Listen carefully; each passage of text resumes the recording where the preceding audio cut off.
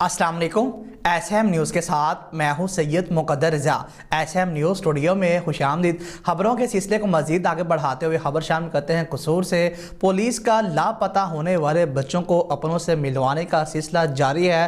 Police ने चंद घंटों के इंतहाई कलील वक्त में 2 बच्चों को बरामद कर लिया। आपको एक बार फिर बताएं कि कसूर में पुलिस का लापता होने वाले बच्चों को अपनों से मिलवाने का सिलसिला जारी है। पुलिस ने चंद घंटे के इंतहाई कलील वक्त में 2 बच्चों को बरामद कर लिया है। मजीद बात कर लेते हैं अपने नुमाइंदे महर बशारत सिद्दीकी से। जी महर, बताइएगा क्या तफसीलात हैं आपके पास?